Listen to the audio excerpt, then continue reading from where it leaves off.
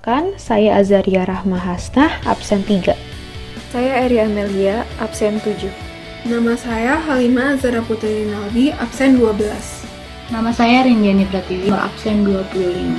Saya Sekar Cynthia Maharani, absen 27. Saya Syazani Rosita, absen 32. Kami dari kelas 11 IPS 2, dalam video kali ini akan menjelaskan tentang dampak-dampak COVID-19 dalam perekonomian Indonesia. Nah, dampak-dampak COVID-19 dalam perekonomian Indonesia itu terbagi menjadi 7. Yang pertama, dampak terhadap pertumbuhan ekonomi, terhadap pendapatan nasional, perpajakan, APBN, inflasi, ketenaga kerjaan, dan kerjasama dan perdagangan internasional.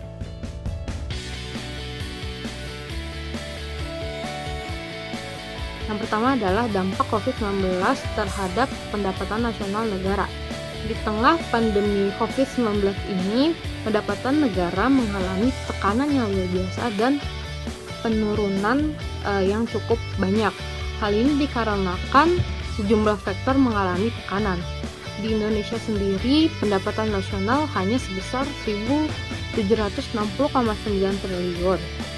Angka ini turun dari 2.233,2 triliun rupiah. Dan Menteri Keuangan Sri Mulyani juga memperkirakan bahwa pendapatan nasional akan turun sebesar 10%. Pendapatan nasional juga turun beriringan dengan menurunnya besar biaya dan cukai.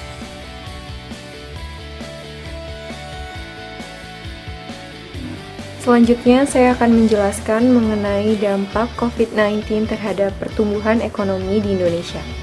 Virus corona tidak hanya berdampak terhadap kesehatan, dampak virus corona terhadap pertumbuhan perekonomian Indonesia juga tidak kecil.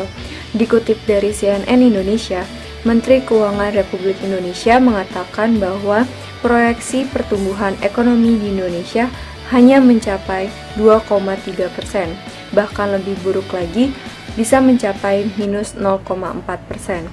Penyebab dari hal ini antaranya adalah penurunan jumlah konsumsi dan investasi baik dalam lingkup rumah tangga maupun lingkup pemerintah.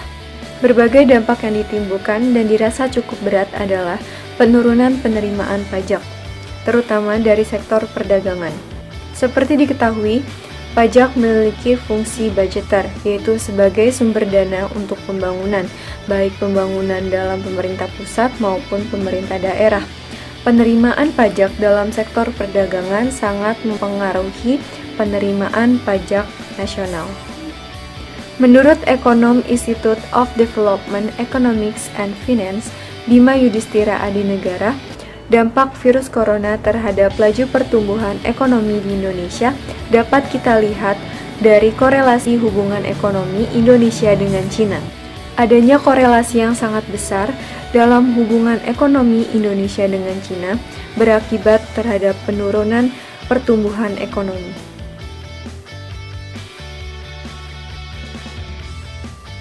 Pandemi COVID-19 berpengaruh pada penerimaan perpajakan karena kondisi perekonomian yang tidak stabil.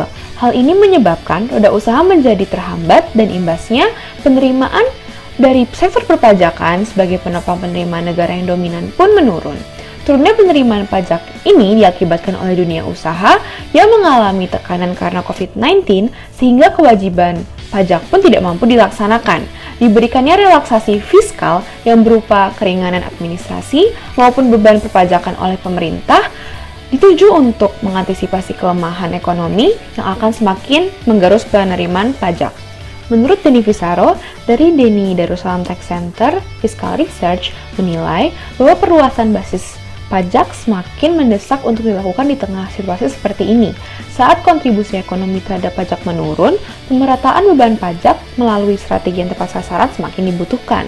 Pemerataan beban pajak melalui strategi yang tepat sasaran, menurut Denny, bukan hanya ditujukan untuk mempertahankan penerimaan pajak, namun juga untuk meredistribusi beban pajak secara lebih adil sesuai dengan kemampuan membayar. Perluasan basis pajak menjadi pendekatan yang tepat lantaran minimnya basis pajak di Indonesia. Basis pajak yang minim ini, menurut Denny, bisa dilihat dari 4 indikator. Pertama, tingginya shadow ekonomi alias aktivitas ekonomi yang tidak tercatat.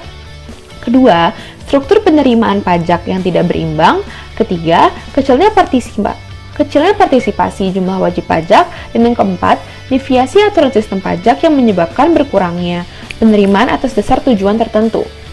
Untuk memperluas pajak tersebut, lanjut ini setidaknya ada 5 langkah yang perlu kita lakukan.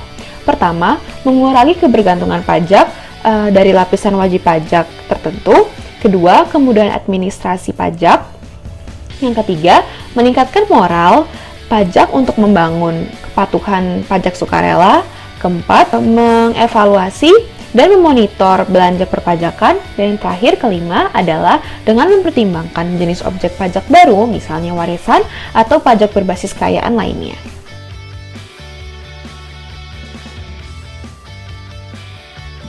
Selanjutnya adalah dampak COVID-19 terhadap APBN. Di tengah pandemi COVID-19 ini, Presiden Joko Widodo mengeluarkan Perpu untuk menambah alokasi belanja dalam APBN 2020 sebesar 400,51 triliun rupiah untuk dana dalam pencegahan penyebaran virus corona.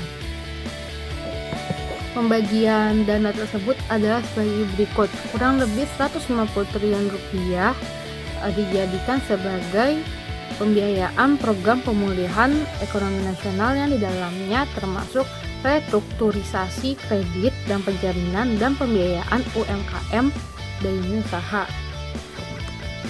Selanjutnya 110 triliun sebagai jaring pengaman sosial pemerintah dalam menambah anggaran kartu sembako prakerja dan subsidi listrik. Dan terakhir dana sebesar 70,1 triliun untuk insentif perpajakan dan stimulus kredit usaha rakyat.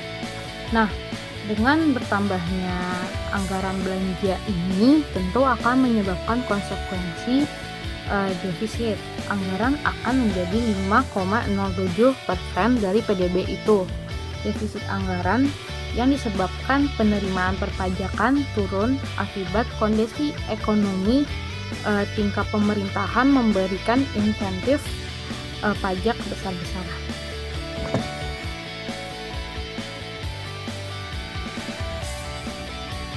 Berikutnya adalah dampak virus corona terhadap inflasi.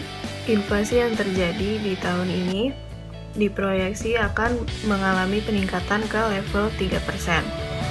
Karena ketatnya pasokan pangan dan depresiasi mata uang yang diperkirakan dapat diimbangi sebagian oleh penurunan harga bahan bakar non-subsidi serta subsidi tambahan untuk listrik dan pangan.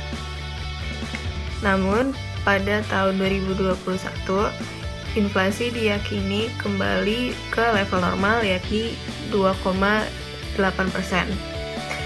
Badan Pusat Statistik atau BPS mencatat laju inflasi pada Januari 2020 sebesar 0,39%.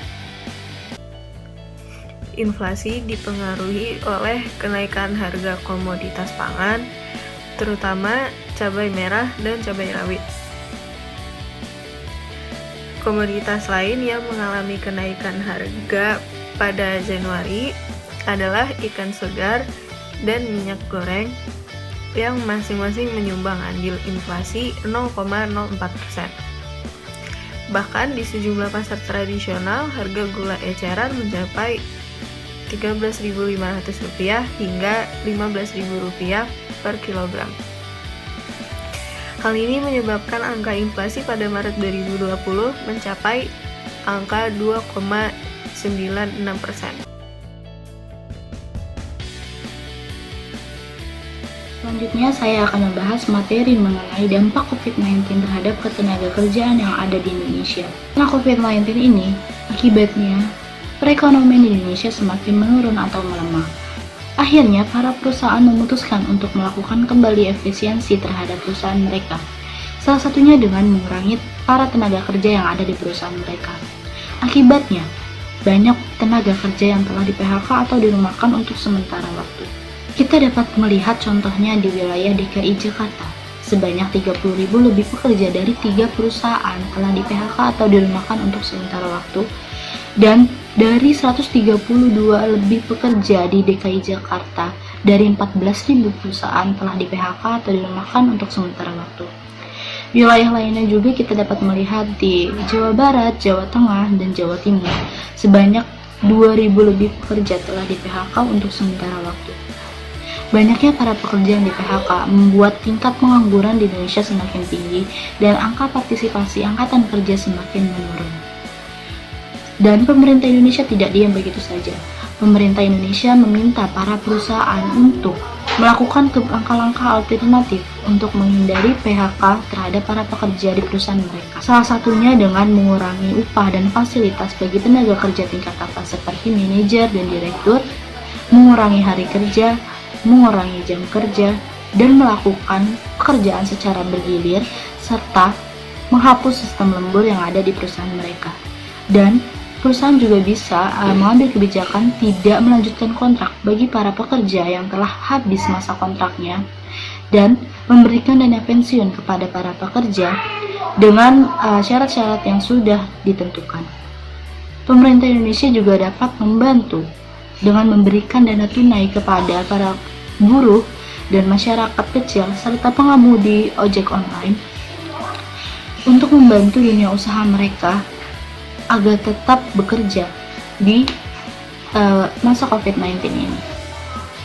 Pemerintah Indonesia juga mendesak BPJS Ketenagakerjaan untuk mengeluarkan dana cadangannya kepada para buruh yang terdampak untuk membantu mereka mengembalikan dunia usaha mereka. Sehingga apabila langkah-langkah ini telah dilakukan, ini akan menghindari banyaknya para pekerja yang telah di-PHK atau dirumahkan untuk sementara waktu.